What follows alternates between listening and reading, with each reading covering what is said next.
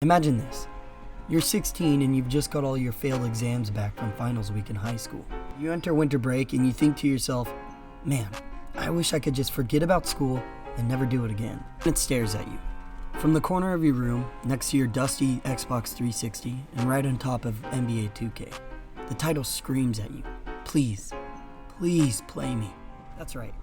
I'm talking about LEGO Star Wars, the complete saga. It became a tradition of mine to play this game almost every winter break, a sort of getaway that took my mind off of being a generally terrible student. I can say that now because I ended up graduating from high school and the past is irrelevant. But each break I found myself stuck within my room and logging countless hours into a game that was made for children but managed to hit with the older side of Star Wars fans. It may be the only game other than Revenge of the Sith that gave us any sort of attention to the prequel saga in a pre-Disney Star Wars era. And I'm not counting Battlefront 2. They just gave us Capital Supremacy, and that game has been out longer than I can count. Almost every level within the 6 chapters of storytelling is a multitude of scenes that can basically summarize each episode in a spiraling space saga. So I thought to myself, hey Wes, why don't you pop in the old game again and give it a try? And after playing and beating the whole thing, again, I thought I'd give you all my 3 favorite and least favorite levels from the LEGO Star Wars Complete Saga. This is Comics with Wes. And today, we're talking LEGO Star Wars. So, after a quick fun little playthrough and really taking the time to see which of these levels could be my favorites, I finalized them down to the top 3, and there's no arguments here. I'm right, you're wrong, the world goes on. My 3rd favorite level is the ending to the Revenge of the Sith episode. There isn't any bias in this pick at all, I swear, but being able to duel as Anakin and Obi-Wan with my brother in tow was one of my best memories as a kid. Me being the Anakin fan I am, I would groan with rage much like my icon until I was able to play as him and forced my brother into his eventual fanhood of Obi-Wan. Considered putting this at my number 1, but then I thought being burned at the stake wasn't my best idea for it only being my 2nd video. But in any case, this level still makes the list. From the roaring score of John Williams playing over an array of falling objects and force-sensitive puzzles, to LEGO Star Wars managing to make you actually work together. This episode seemingly makes you feel as if the Mustafar Control Center is in fact going to fall on your little LEGO body. Not to mention the amount of annoying fun you could have by blocking each other from escaping the first 5 seconds of this level, until one of you eventually got up and turned off the game itself. After some flips and tumbles, you find yourself on an isolated and small island of molten rock and are forced to fight to the death, or in the LEGO case, until Anakin is poked in the butt by Obi-Wan with his lightsaber. An overall good fun level that is truly meant for 2 people to play, with an exciting score and an even more entertaining pieces of obstacles. This level places itself on the number 3 of my list, and rightfully so. Now sitting at the number 2 spot is another level of prequel love. Ooh, that's right gang, it's the best dang part of the entire Phantom Menace movie. That's right, it's pod racing. The episode 1 chapter within this game practically mirrors its theatrical counterpart. Every bit of it tries its best to give you some sort of entertainment, with lightsaber duels and a few laughs from Jar Jar that can't even translate well in LEGO form. But this, oh yes, this is pod racing. I mean, what more do you want me to say? It's the best part of Tatooine wrapped into one level. Thinking of the distant planet as an underground sand Fast and Furious land only builds on the ever-growing lore of Star Wars. Again, I've got to bring up the 2-player aspect of this game. Being able to race against one another in the pod racing lands of Tatooine can only be compared to the actual pod racing game on the Nintendo 64. My only wish was the ability to race again and use other racers' pods, a sort of extra content to play with after you had finished this selected chapter. An idea that is probably ahead of its time, but still, with the new game coming on the rise and the development of consoles and overall gaming itself, I don't see it as too far of a pipe dream anymore. I love this level for its racing aspect and fun obstacles to get past, and if you haven't noticed by now, I am a prequel apologist, but that doesn't mean I don't like the originals. I mean, technically I grew up on those, for the most part. Which brings me to the last level of my top 3. We're heading back in time, to the era of Empire Strikes Back. The Empire Strikes Back is considered by many fans to be the best dang Star Wars to ever be a war in the stars. I could go on and on about how this movie is what everyone thinks of when someone says, hey, which one's your favorite?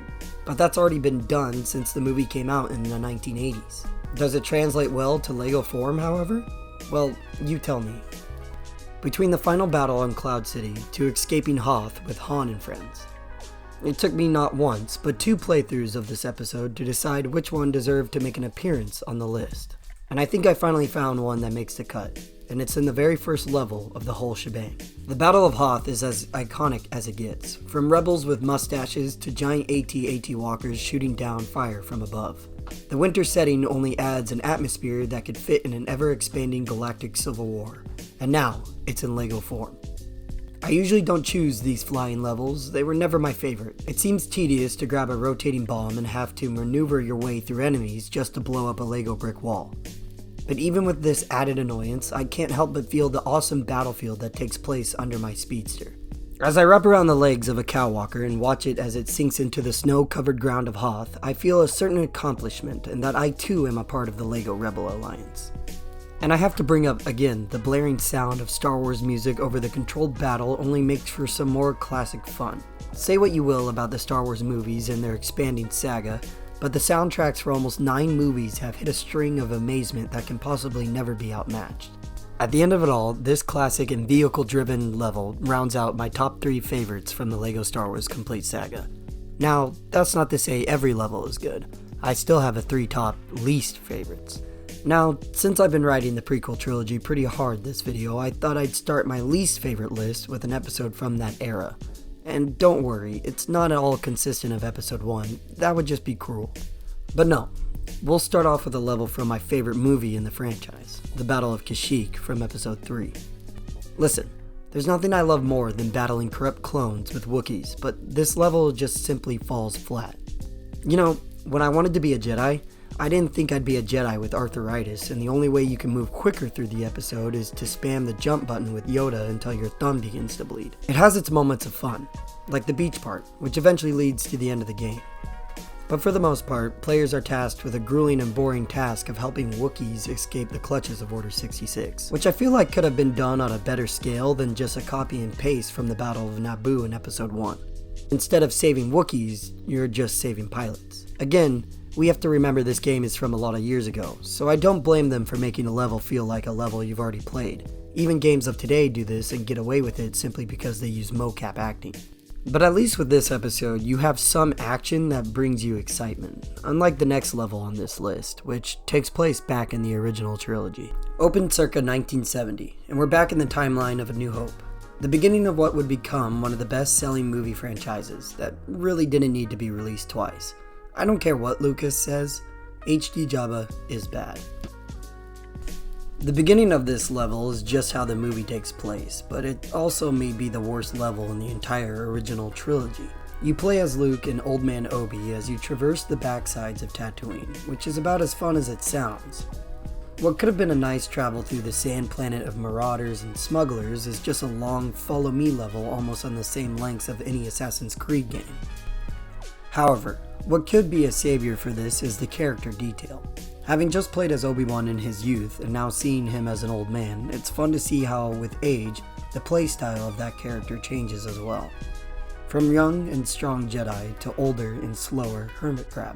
Still, what I can remember most from my holiday tradition was the fact that I hated this episode and that I played it as terrible as I could, even missing out on the true Jedi coin collecting. But it still doesn't take the number 1 spot as my least favorite level. That belongs to every flying level in every single trilogy. Now you may be saying, but Wes, didn't you pick the Empire Strikes Back flying level as one of your favorites? And I'll counter with, yes, but I said I liked that one, and really, only that one, I promise. Almost every one of these flying levels is the same as the last, just put in a different saga and a different planet and at a different time. It always goes like this: get the bomb, chase a guy, blow it up. Get the bomb, blow it up, chase a guy. After playing 3 or 4 of them in one saga, you start to get the hint. Yeah, I'll blow it up, I'll chase the guy, and I'll get the bomb. Now, this is also critiquing The Empire Strikes Back because, well, I still had to get the bomb, chase the guy, and then tie up the cow walkers and bring those down as well. Flying levels could have been a little bit more exciting if they had, maybe some dogfights that allowed you to do maneuvers you see in the movies you love to watch. I will say, one that escaped my favorites list is probably the opening to Revenge of the Sith. You know what? This whole video has just been prequel propaganda. I'm about to say it's the best saga in all of Star Wars. Even with its up and downs, this game will always be my favorite holiday tradition. With a new one coming out soon, I can't wait to play the saga once again. Thanks for tuning in for another episode of Comics with Wes. Tune in next time as we start our Tuesday Roundup videos, which talk new releases in the comic industry and comic reviews. Thanks for watching.